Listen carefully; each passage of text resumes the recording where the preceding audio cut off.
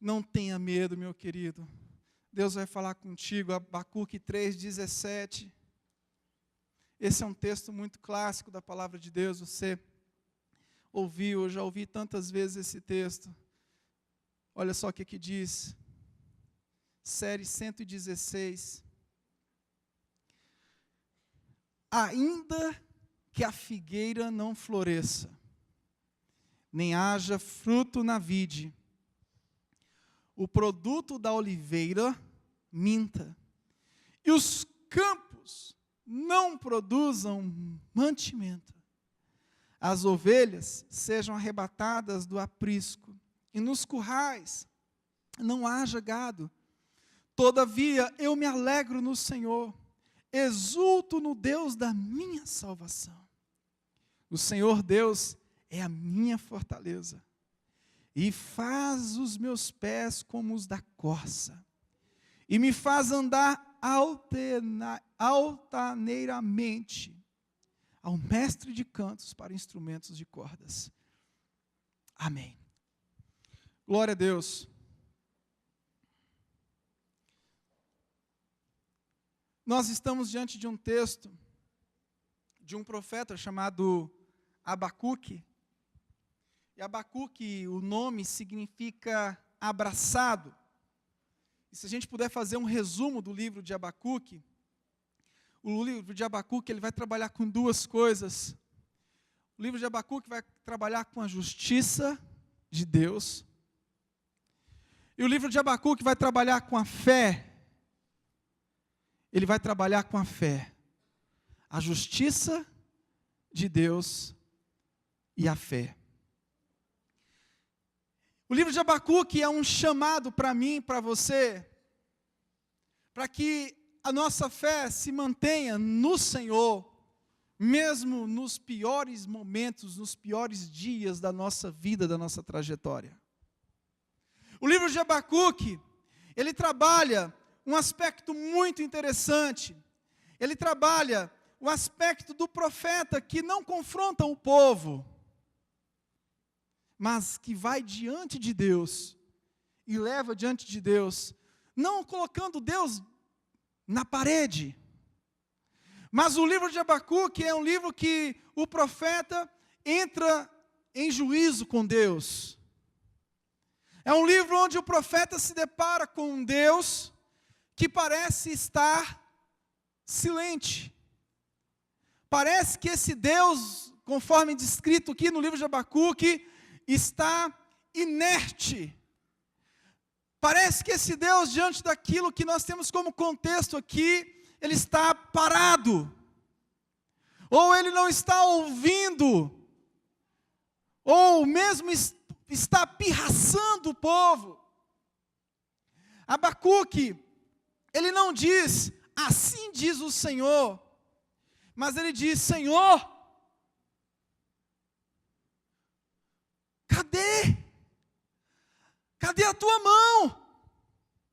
Sabe que esse caso é um caso muito especial. A maioria dos livros proféticos você vai ver assim, diz o Senhor. E no livro de Abacuque você vai ver a história se invertendo. Vai vendo um profeta diante de um Deus. E diante desse Deus, esse profeta, ele entra na presença do rei e diz, Senhor, o Senhor não está vendo o que está acontecendo comigo? O Senhor não está vendo o que está acontecendo comigo? Em vez de chamar Jerusalém ao arrependimento, ele coloca diante de Deus o Deus que se cala diante das calamidades. E é assim que muitas vezes acontece na nossa vida. Muitas vezes existem calamidades, e essas calamidades, diante dessas calamidades, Deus simplesmente ficou quieto. Aparentemente, Deus parece que está olhando para você e não está fazendo nada. Aparentemente, Deus está olhando para você e você olhando para Ele e clamando, e Ele simplesmente está calado. O livro de Abacuque vai destacar em duas partes. A primeira parte, o livro vai tratar de um diálogo. São duas perguntas e duas respostas, no capítulo 1 e capítulo 2 do livro, um diálogo entre Deus e o profeta. E na parte 2, nós temos um salmo de louvor que encaixa o nosso texto base. Então, o livro é dividido em duas partes, capítulo 1 e capítulo 2, o profeta entrando em juízo com Deus. E na terceira parte, o profeta salmodiando, louvando o Deus Todo-Poderoso. Esse livro ele foi escrito para o benefício do povo de Judá. Abacuque estava preocupado com a idolatria do povo de Israel, do povo de Judá. E também se preocupou com a indiferença de Deus para com seu povo. O povo naquela circunstância vivia uma grande injustiça social. E ele queria saber quanto tempo Deus ignoraria a maldade e a perversão daquele povo. Senhor, o Senhor não está vendo que o povo está tudo rebelde? Senhor, o Senhor não está vendo que o povo está tudo perdido? O Senhor não está vendo que o povo está completamente extraviado da tua vontade? E Deus responde ao profeta. Só que Deus responde ao profeta revelando que o juízo dele seria o domínio babilônico sobre a nação de Judá. A gente tem que tomar muito cuidado com o que a gente pede ao Senhor. Às vezes a gente está assim, Senhor, faz justiça. Ai, Deus, tá bom, vou fazer a justiça. Eu vou colocar um bocado de perseguidor para fazer justiça. O profeta pede justiça diante da injustiça. E o Senhor, vocês querem a justiça, mas a justiça vem através do juízo. Os babilônios vão dominar vocês. Só que o profeta Abacuque teria que entender o que Deus queria ao enviar esse domínio babilônico sobre Judá. Deus tinha algo muito profundo a ensinar. A época de Abacuque, reinava Jeoaquim, um reinado de violência, ausência de justiça. Abacuque vê a maldade, a injustiça social crescendo. E no início do livro ele se mostra perplexo. E a violência que se alastra, e um Deus que nada faz. Abacuque entra em crise. Ele não consegue entender por que Deus permitia tudo aquilo. Ele diz no capítulo 1, versículo 2, até quando, Senhor, clamarei eu, e tu não me escutarás? Até quando, Senhor, eu vou ficar orando, sem saber uma resposta do Senhor, sem ter uma resposta do Senhor? E a questão é que Abacuque levanta. A questão que Abacuque levanta é onde Deus está diante do problema que nós estamos enfrentando. Onde Deus está diante do problema que eu e você, que nós, no nosso contexto histórico, estamos enfrentando. Onde Deus está? Onde o Senhor está?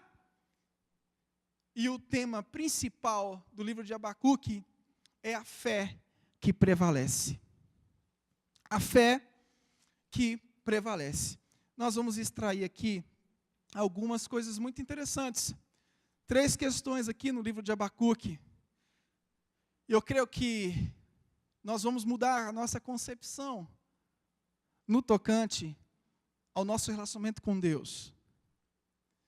Que o nosso relacionamento com Deus, ele funciona da seguinte forma. Quando tudo está bem, a gente pouco tem a dizer a Deus. E muitos outros nem mesmo a gratidão tem a Deus. Mas quando as coisas começam a ficar ruins, quando as coisas começam a apertar, quando nós somos pressionados, quem já sentiu aquela pressão? Sabe aquela pressão que você é encurralado no cantinho? e de repente você se vê completamente incapaz, de repente você se vê completamente impossibilitado de fazer qualquer coisa, você não tem força, você perde toda a sua iniciativa, as pessoas falam, um diz, o outro diz, e você se torna completamente inerte diante daquilo. Aí a hora do Deus intervir na sua história. Mas nem sempre Deus intervém da forma como eu quero. A intervenção de Deus cabe a Ele, e a forma como Ele vai intervir não cabe a nós. Nós queremos que Deus intervenha do jeito que nós pedimos. Olha, Senhor, faça assim, faça assado. Nós damos um itinerário para Deus. Deus, olha, eu queria que o Senhor fizesse isso por mim, mas eu queria que o Senhor andasse por esse caminho, passasse pelo outro, viesse por aqui, parasse aqui, e quando o Senhor parasse aqui, o Senhor determinasse, e isso acontecesse tal dia, tal hora, em tal lugar, em tal circunstância. Não é assim? Não é assim? Não é assim que eu e você pensamos? Mas Deus, Ele não age assim. A primeira coisa que eu queria destacar aqui, é que tem momentos em que parece que Deus está escondido. Deus está brincando de pique-esconde com você. Tem momentos que parece que Deus está escondido. Deus se escondeu de nós. E nós procuramos a Deus. Nós saímos de todas as formas. Onde é que está Deus? E nós começamos a procurar Deus. A gente começa a procurar de todas as formas. Aí um diz para você, olha, você vai procurar Deus, você vai encontrá-lo da seguinte forma, assim, assim, assim, assado. O outro vem e diz para você, você está procurando Deus? Tá bom, eu vou te dar uma dica aqui de como procurar a Deus. Você vai procurar Deus dessa forma, você vai ali, você ajoelha, depois levanta, depois sobe, depois planta bananeira. Enfim, cada um vai dar uma dica de como você deve procurar Deus. Só que essa busca, a forma como que essa situação vai ser dirimida entre você e Deus, é uma coisa muito pessoal. Para uns, Deus estabelece um critério, para outros, Deus estabelece outro critério. Não existe uma fórmula para um problema ser resolvido. Olha, faça da seguinte forma, comigo aconteceu isso, eu fiz aquilo. Depois eu peguei o copo com água, coloquei em cima da TV, depois eu virei esse copo, a água caiu e queimou a TV, depois eu fiz alguma coisa. Não tem uma fórmula, não existe uma fórmula de se fazer algo em relação a Deus. Deus vai agir de formas particulares, de formas individuais. As crises atingem a todos, você vai passar por uma crise, eu vou passar por uma crise. Deus sabe onde vai apertar para que eu e você recorra a Ele. Ele conhece, Ele sabe aquilo que nos afasta dEle. Ele sabe o ponto que te deixa mais ensoberbecido. E não fique admirado em saber que esses pontos que nos engrandecem, são esses mesmos pontos que o Senhor vai usar para nos abater. E nós vamos começar a achar, e nós vamos achar, quando nós formos para o pó.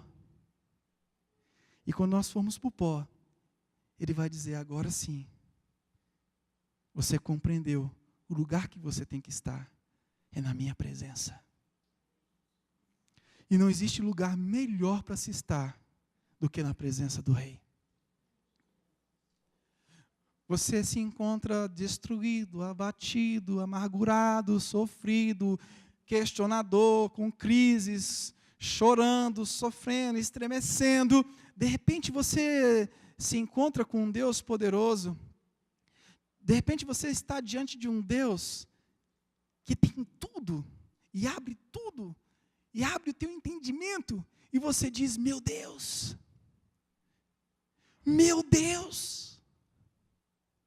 cadê aquela crise que eu estava passando? O profeta Abacuque vive uma grande crise. Ele faz perguntas que temos vontade de fazer, mas a gente teme em fazer. Ele tem respostas também que transformam a sua vida a ponto de despertar nele uma fé inabalável. O profeta Abacuque diz, até quando, Senhor?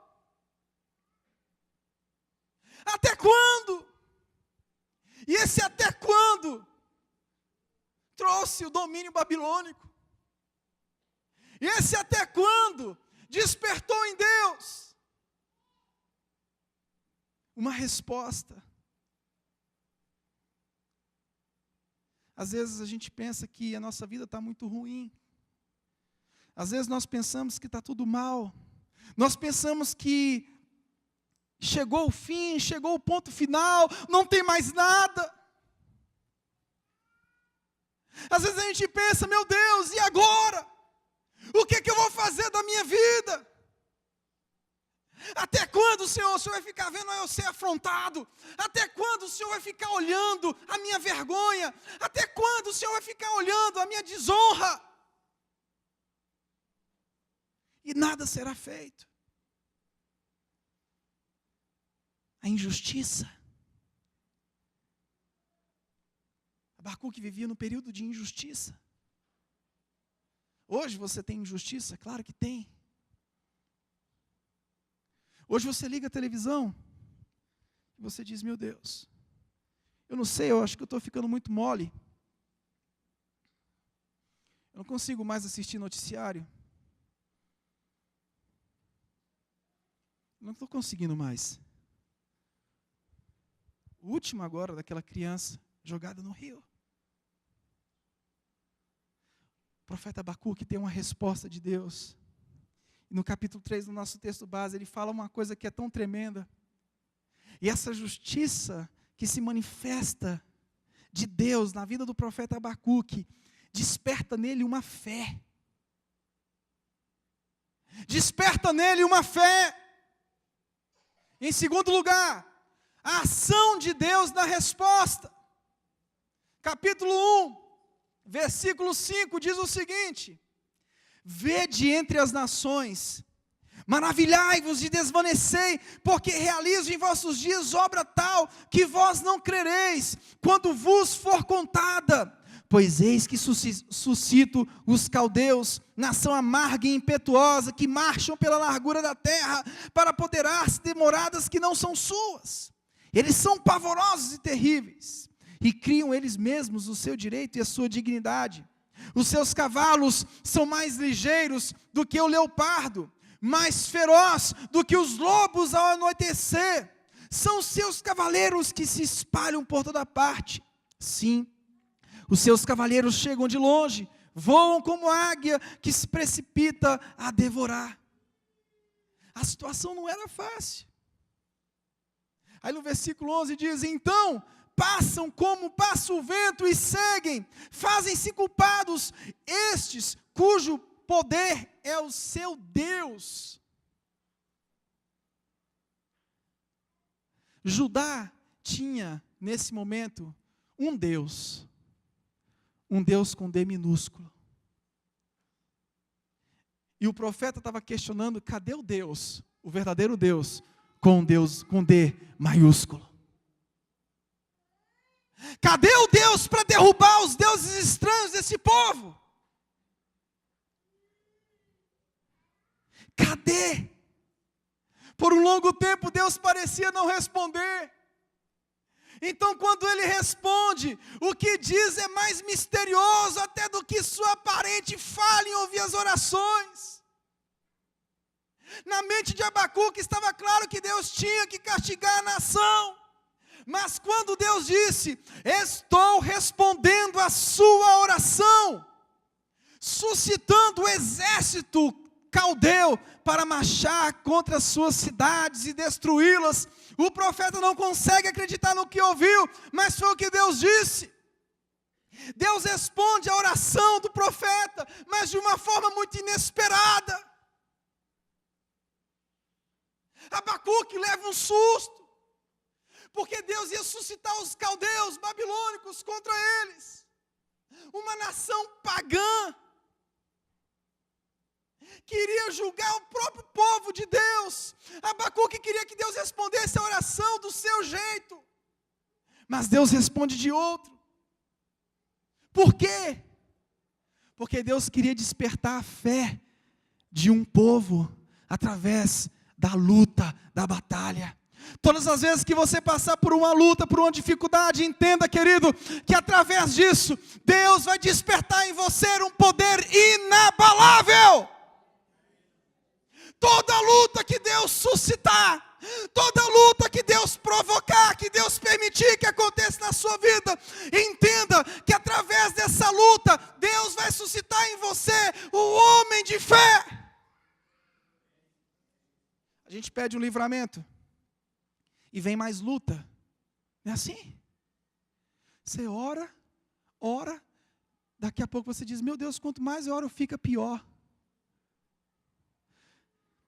Quando você ora, no início fica pior, mas é para que a justiça de Deus se manifeste, e Deus lhe entregue uma vida de fé, para que você entenda que tudo aquilo que se levantou, é infinitamente menor do que o Deus que você serve. Você tem que acreditar nisso. Orar pode suscitar mais luta. É isso que o profeta nos ensina. Mas eu não vou deixar de orar. Orar pode suscitar para mim e para você um período mais terrível, intenso de luta. Pastor, mas eu orei e piorou. Não piorou. Você orou. Você colocou a sua vida diante de um Deus que pode permitir que batalhas venham, mas que também permite que você e eu venhamos enxergar o sobrenatural dele na minha e na sua vida. Em terceiro lugar, o nosso texto base fala de uma fé para suportar a injustiça. O capítulo 2, versículo 4, diz: eis o soberbo, sua alma não é reta nele, mas o justo viverá pela fé. Deus entrega os caldeus para perseguirem os judeus, Judá. Mas Deus também entrega uma fé. Deus entrega uma justiça através da fé. Deus entrega algo que esse povo agora tem como se basear. O justo espera por sua defesa e ela certamente virá. Isso é a fé que Deus desperta no meio, no seu coração. Quanto maior for a luta, maior for a batalha, maior for a tribulação, o justo viverá pela fé. O justo viverá pela fé. Agora você vai entender o texto que nós lemos. Ainda que a figueira não floresça, nem há fruto na vide, e o produto da oliveira minta, e os campos não produzam mantimentos, as ovelhas foram arrebatadas do aprisco, e nos currais não haja gado, todavia eu me alegro no Senhor, exulto no Deus da minha salvação. O livro é dividido em duas partes. A primeira parte, o profeta questionando, o profeta entrando em juízo com Deus. E o profeta dizendo que isso suscitaria uma grande perseguição para Judá. E a segunda parte, o profeta entende que independentemente de qualquer luta que ele enfrentar, o Senhor estaria com ele. O Senhor estaria com ele. Esse cântico aqui que ele traz no capítulo 3, imagine o impacto desse cântico diante da aproximação da Babilônia. Esse cântico traz conforto e consolo para o meu e para o seu coração. Esse cântico nos ensina a viver no presente século, com as expectativas num Deus todo-poderoso que intervém na nossa trajetória. Esse cântico nos faz viver no presente olhando para o futuro. Esse cântico nos faz enxergar que, embora nós estejamos ultrajados agora, nós temos um Deus poderoso que se manifestará no futuro.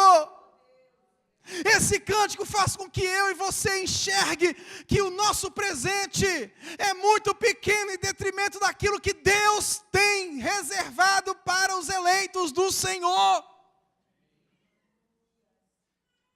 olhe além do presente. Esse texto nos ensina a viver no tempo à luz das promessas futuras do Senhor.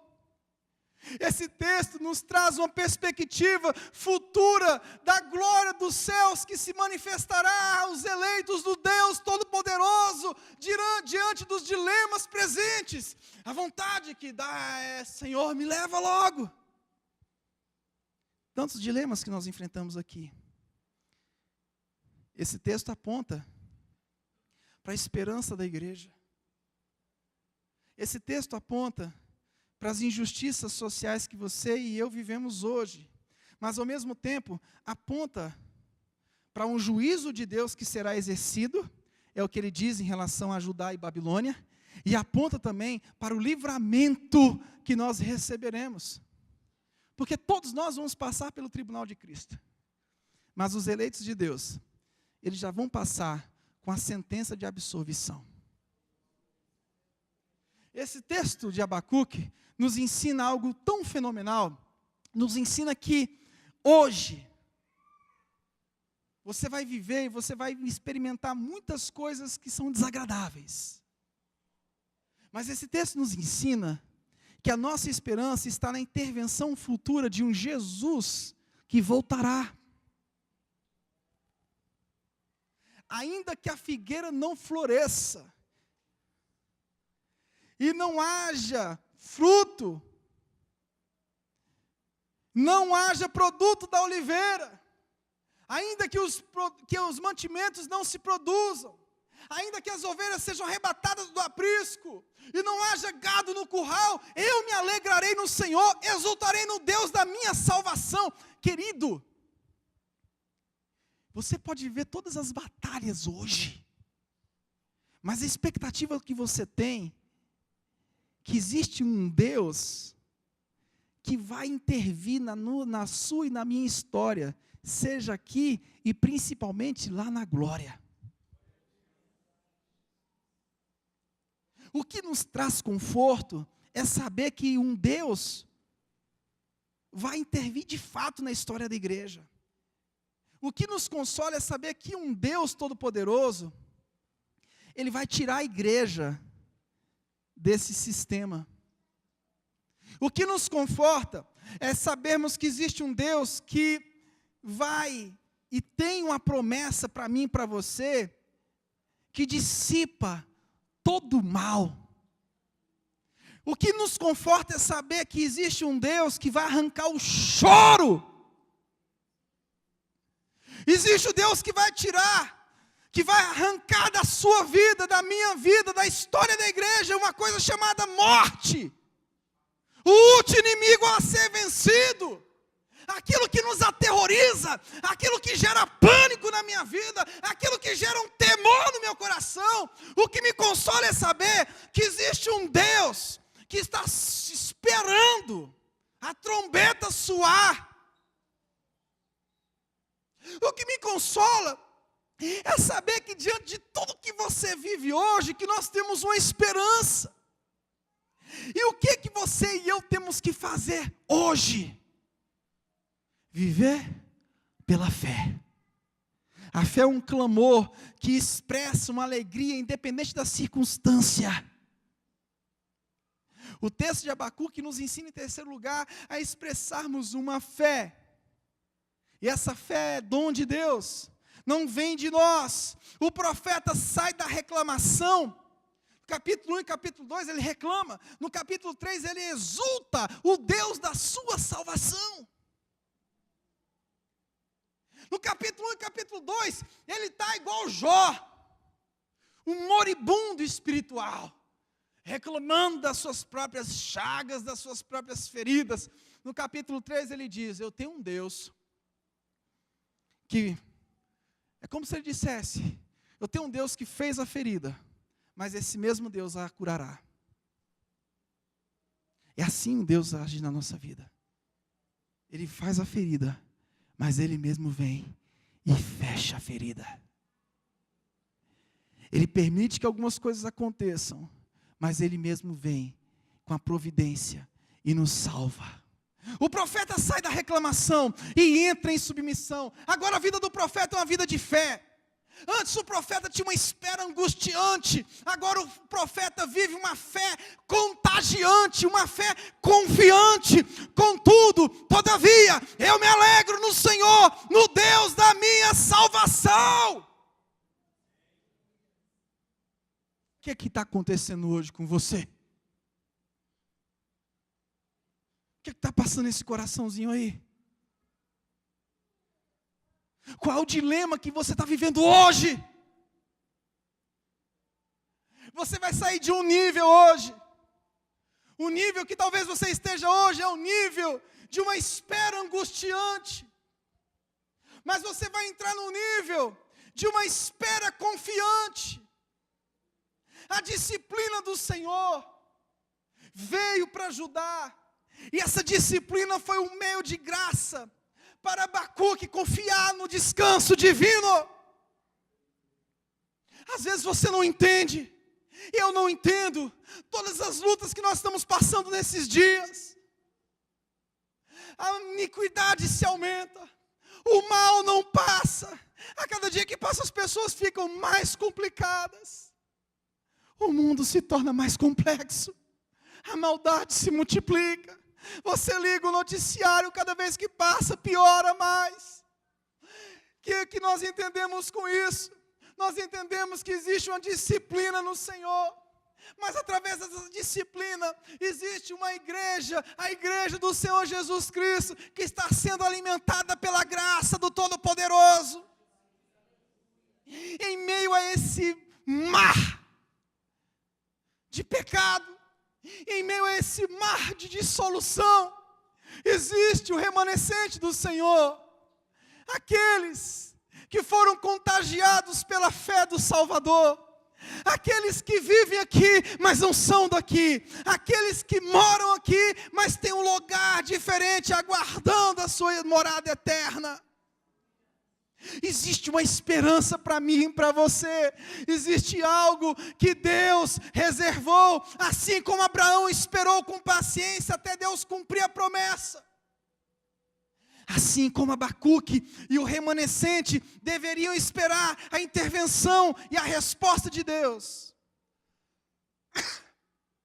Nós devemos esperar com fé em Deus até que Ele cumpra os seus propósitos.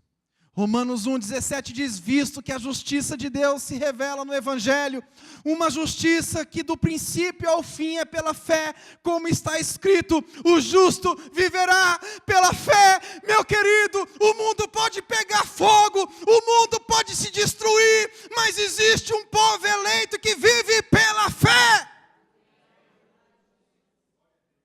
O mundo pode se destruir em chamas. As piores notícias podem alardear a nossa história. Mas o Romanos, Paulo diz, o que Abacuque diz, o justo viverá pela fé. Lá no capítulo 5, versículo 1 ao 2 diz: portanto, havendo sido justificados pela fé, temos paz. Temos paz com Deus por meio do nosso Senhor Jesus Cristo,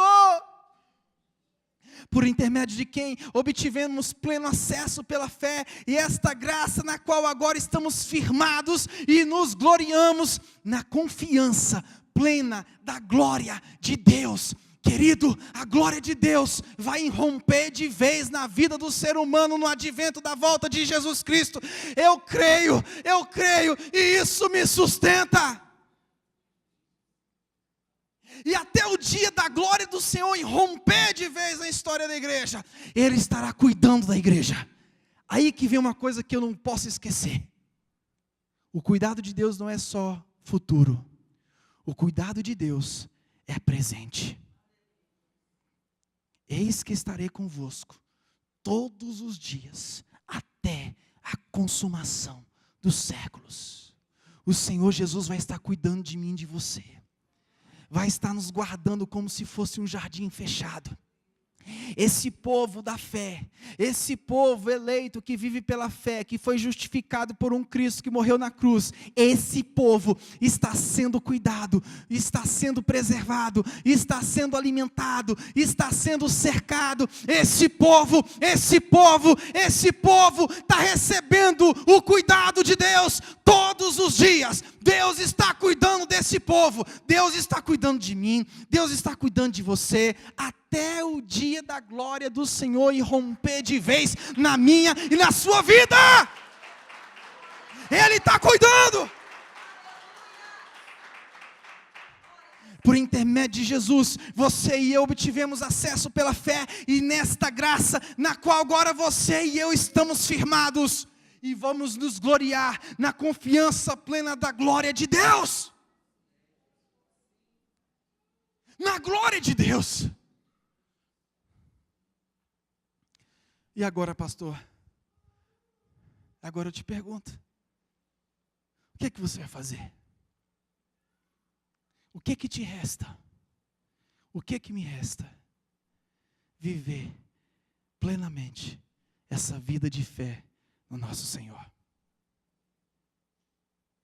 Paulo diz em Gálatas: não vivo eu, mas Cristo vive em mim.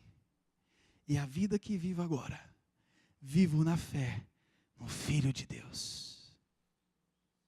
Eu quero te fazer uma pergunta. Qual é a sua expectativa? Sua expectativa está no homem, que nada pode fazer por você?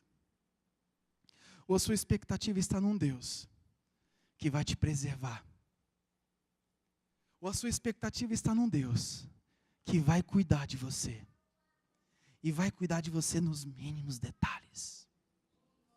Até a manifestação plena do Filho de Deus, o Senhor vai cuidar de mim, vai cuidar de você. Não tenha medo. Não tenha